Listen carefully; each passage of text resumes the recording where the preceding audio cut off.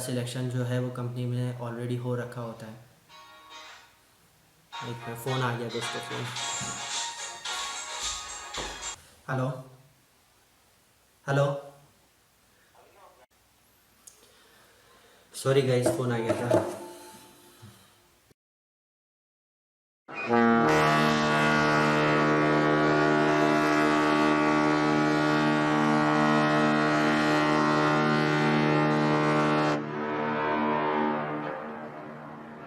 Hello guys, मैं हूँ अभिनव काम्बोज। मैं प्रेजेंटली मर्चेंट नेवी में सेल कर रहा हूँ as a second officer. So दोस्तों, आज मैं आपके साथ दो टॉपिक में बात करूँगा। पहला है कि व्हाट इज़ मर्चेंट नेवी, और दूसरा है कि अगर मर्चेंट नेवी किसी को ज्वाइन करनी है तो उसके क्या रिक्वायरमेंट्स हैं, तो उसकी एलिजिबिलिटी क्राइटेरिया क्या है।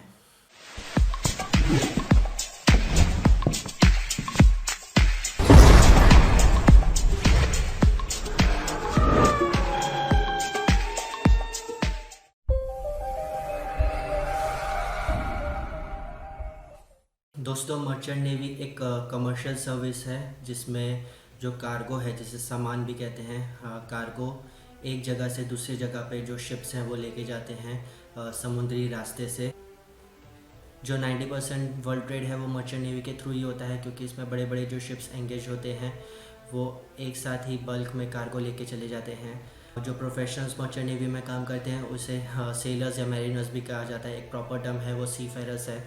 ये इंडस्ट्री ग्लोबली वर्क करती है और इसमें different types of nationalities, different types of ships पे काम करते हैं। जहाँ तक कि कैरियर अपॉर्चुनिटी की बात करूँ तो ये एक एक्सीलेंट कैरियर अपॉर्चुनिटी प्रोवाइड करता है दोनों ही जगह पे, एट सी एंड एट शोर पे। Merchant navy basically Indian navy से बिल्कुल ही अलग है, क्योंकि जो इंडियन नेवी है विथ रिस्पेक्ट एक डिफेंस सर्विस है। वहीं जहाँ मर्चेंट नेवी के जो शिप्स हैं वो ट्रांसपोर्टेशंस के लिए यूज़ होते हैं। तो दोस्तों, बेसिकली मैंने एक शॉर्ट डिस्क्रिप्शन दिया है मर्चेंट नेवी के बारे में कि मर्चेंट नेवी एक्चुअली है क्या।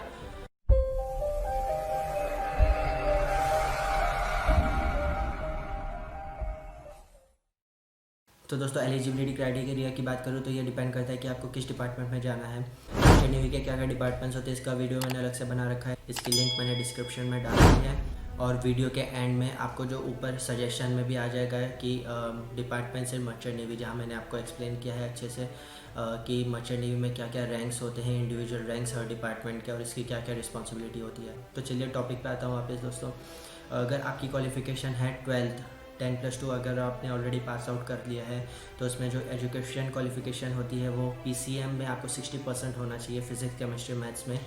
वहीं साथ ही साथ इंग्लिश जो सब्जेक्ट है उसमें आइदर इन 10th और 12th क्लास में आपको 50% स्कोर होना चाहिए इंग्लिश में। वहीं अगर मैं आई साइट की बात करूँ तो वो 6/6 होना चाहिए, मेडिकल फिट होना चाहिए, कलर ब्लाइंडनेस बिल्कुल नहीं होना चाहिए, और जो एज लिमिट है वो minimum 17 years and max is 25 years. तो ये है आपका, अगर आपने 10+2 कर रखी है और अगर आप डेक साइड में इंटरेस्टेड हैं। वहीं दोस्तों, अगर आप इंजन डिपार्टमेंट में इंटरेस्ट रखते हैं और अगर आपकी क्वालिफिकेशन है 10+2, तो दोस्तों एजुकेशन क्राइटेरिया सेम है जैसा कि डेक डिपार्टमेंट में था। आपके पास साइंस स्ट्रीम होनी चाहिए 10+2 में, आपके पास फिजिक्स केमिस्ट्री मैथ सब्जेक्ट होना चाहिए, और जो मिनिमम परसेंटेज है वो 60% होना चाहिए। वहीं जो एज लिमिट भी सेम है, 17 years minimum and maximum is 25 years.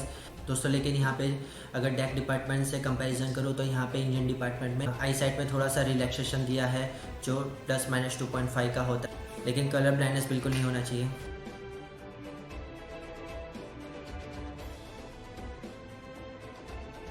For example, जिन्होंने BSc कर रखा है तो उसमें रिक्वायरमेंट आ जाती है in any one of the year physics आपका एक मेन सब्जेक्ट होना चाहिए, और PCM में या इलेक्ट्रॉनिक्स में आपका जो मिनिमम परसेंटेज है वो 50% होना चाहिए। वहीं पे एज लिमिट की बात करूँ तो max is 25 years only, eye sight should be 6/6 and with no colour blindness and medically fit होना चाहिए।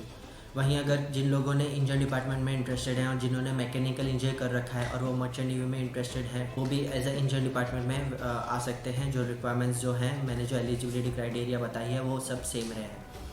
अब दोस्तों, बात करते हैं उन लोगों की जो लोग 10th पास आउट हैं और किसी भी कारणवश वो आगे नहीं पढ़ पाए और वो लोग मर्चेंट नेवी में आना चाहते हैं। तो उन लोगों को भी निराश होने की ज़रूरत नहीं है, वो भी मर्चेंट नेवी में आ सकते हैं, लेकिन एज अ डेक रेटिंग में आ सकते हैं या इंजन रेटिंग में आ सकते हैं, यानी एक क्रू साइड के बेस पे आ सकते हैं। जो लोग 10th पास आउट है। तो दोस्तों यहाँ पे एजुकेशन क्राइटेरिया आ जाता है 40% आपके मिनिमम परसेंटेज होने चाहिए 10th क्लास पे, और जो एज लिमिट है वो सेम है, नॉट मोर देन 25 ईयर्स।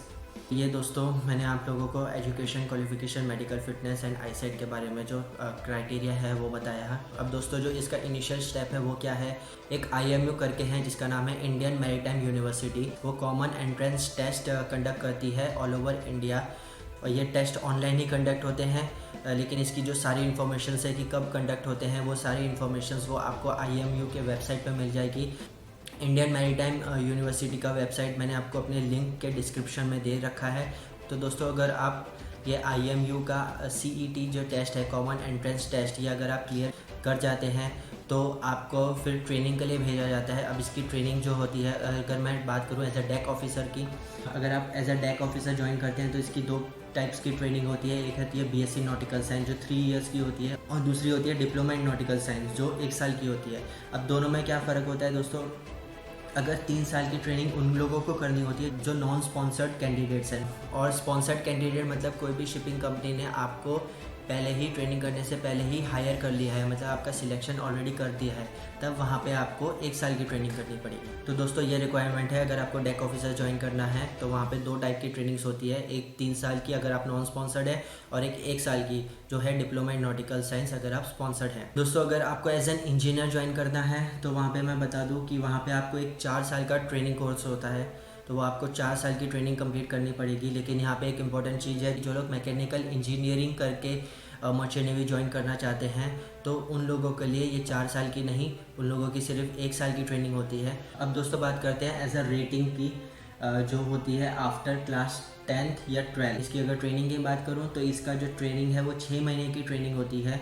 आप एज लिमिट है मैक्स इज 25 ईयर्स, तो आप आइदर क्लास 10th के बाद भी जा सकते हैं या 12th के बाद भी जा सकते हैं। दोस्तों अगर आप 10th के बेस पे जाते हैं तो आप एक एज अ रेटिंग के बेस पे जाएंगे या रेटिंग डिपार्टमेंट में जाते हैं, तो उसमें एक डिसएडवांटेज ये रहता है कि जो आपको ऑन बोर्ड जो ट्रेनिंग होती है वो आपको 36 मंथ्स की होती है ट्रेनिंग। आपके जो एट शोर पे जो ट्रेनिंग होगी वो तो 6 महीने की होगी ट्रेनिंग अगर आप 10th के बेस पे जाते हैं, लेकिन जब ऑन बोर्ड ट्रेनिंग होती है मतलब सी टाइम जो होता है आपका वो 36 मंथ्स का होता है, और उसके बाद ही आप एज एन ऑफिसर का एग्ज़ाम दे सकते हैं, फिर आप एज एन ऑफिसर चढ़ सकते हैं।